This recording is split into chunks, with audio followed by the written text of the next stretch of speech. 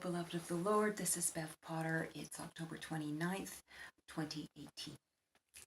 All right, to this time, if you're still with me after the other video, God bless you. Okay, I had a dream. I had a dream about coming darkness. So I want to share the dream, and then I'll share a few things that I feel that the Lord has given me concerning understanding it. All right, so in the dream, I was walking through some fields, and I realized later that they were fields of grain, and then I had to go through this process of what kind of grain was it, and I felt like it was wheat, and then I remembered that it was gold, and I'm from Alberta, so I know what ripe wheat looks like. So it was a field of ripe golden wheat. That's what I was walking through, so ready for harvest. So I walked through the field, and as I was walking, the sun was shining above, and suddenly everything went dimmer. By about a third, I looked up because I thought a cloud had gone over the sun, but a cloud had not gone over the sun. The sun was still shining with no clouds, but it was just dimmer. And about a third dimmer. So you know those dimmer switches, the tri-lights, where you go from bright to medium to dim. That's what it was like. It went from bright to medium. So I looked up to see if there was a cloud over the sun, and there was no cloud, but there was a bank of clouds. You know how you see these days? Sometimes just a straight line all the way across the sky beneath the sun. So the sun was up here and this bank of clouds, and it was solid cloud below that. Then I was aware that those clouds were rising up towards the sun. And I watched it happen. And when the cloud got about a quarter of the way up, covering the sun, it got about a quarter darker. And then it started to rise. And so it wasn't like a cloud because it was completely shutting off that portion of light. Okay? Whatever it was completely shutting it off. And so when it went up halfway, the light was about half as bright. And I suddenly became aware that if I didn't get back to my house, I was going to be stuck out in a field with absolutely no light whatsoever. It would be pitch black, and I knew I would never find my way home if I got stuck out there. So I panicked a little bit, and I started to move quickly towards the house. So I needed to get to a safe place. And then I woke up. So my question to the Lord was, because so much of what I've been getting recently is in the spirit realm, and we're not seeing the manifestation here in this realm. So my question was, is this another spiritual darkness? And as I prayed about it, I got the field is the world, which took me to Matthew 13:38. So I'd just like to read that. It's a parable that Jesus told about the seed, the different seeds. Okay, we'll just... okay,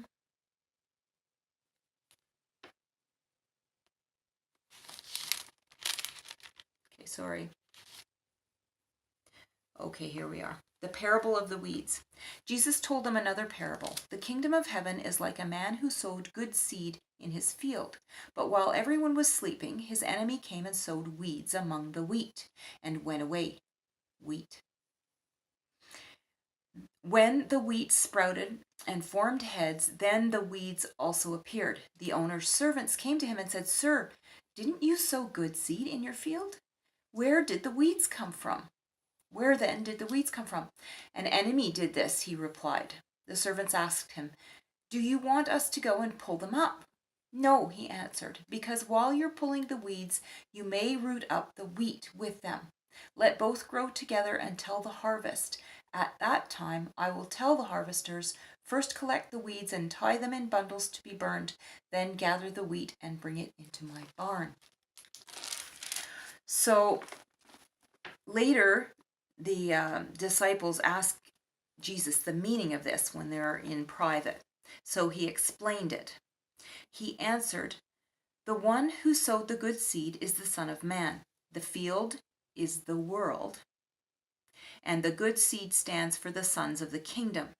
The weeds are the sons of the evil one, and the enemy who sows them is the devil. The harvest is the end of the age, and the harvesters are angels. As the weeds are pulled up and burned in the fire, so it will be at the end of the age. The Son of Man will send out his angels," and I'm sorry, I have to interject here, angels. I looked that up recently, and I think this is the same word. It could be a person. It could be a human doing God's work. And remember that the Lord said that the 144,000 would be like angels. I think that's who he was referring to. Sorry, I should have thought of this earlier. But anyways, you could check that up yourself if you like. And I'm pretty sure I'm right. And if I made a mistake, I will put something in the description box to apologize. No, but I think I am right. So anyway, here we are. And they will weed out of his kingdom everything that causes sin and all who do evil. They will throw them into the fiery furnace, where there will be weeping and gnashing of teeth. Then the righteous will shine like the sun in the kingdom of their Father. He who has ears, let him hear. So, concerning the dream, I felt like this particular dream of darkness could be manifested in this reality. And while I was having the dream, I kind of had that sense. So, then I will also take you to, oh yes, because it said a third of the sun went out, like it looked like, I was quite sure it was a third of the sun. I was sure. So that took me to Revelation 8:12, which interestingly follows that censer that I shared about a couple of days ago in another video, being thrown down to the earth. And so we'll just read a short bit from there. All right, so we read on the other video that the smoke of the incense, together with the prayers of the saints, went up before God from the angel's hand. Sorry, we're talking about, this is 8:4 at the moment. Then the angel took the censer, filled it with fire from the altar, and hurled it on the earth. And there came peals of thunder, rumblings, flashes of lightning, and an earthquake. And then we have the trumpets.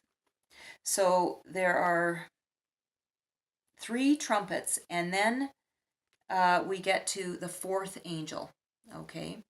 He sounded his trumpet, and a third of the sun was struck. And I never really understood this, right? You know, do you see a third of the sun cut off, or how does that look, right? And a third of the moon and a third of the stars, so that a third of them turned dark. A third of the day was without light, and also a third of the night. So I never really understood how this could be, but what I saw in my dream was that the sun just went a third dimmer. All right. As I watched, I heard an eagle that was flying in midair call out in a loud voice, "Woe, woe, woe to the inhabitants of the earth because of the trumpet blasts about to be sounded by the other three angels." All right, the fifth angel sounded his trumpet, and I saw a star that had fallen from the sky to the earth. The star was given the key to the shaft of the abyss. When he opened the abyss, smoke rose from it like the smoke from a gigantic furnace. The sun and sky were darkened by the smoke from the abyss. And out of the smoke, locusts came down upon the earth and were given power like that of scorpions of the earth. Okay, I'm just going to leave it at that. I actually hadn't read ahead to that, but oh my goodness. That sounds like the second half of that dream. So the sun first was a third dimmer, and then there was this bank of clouds that came up and covered the sun. And that seems to line up quite well.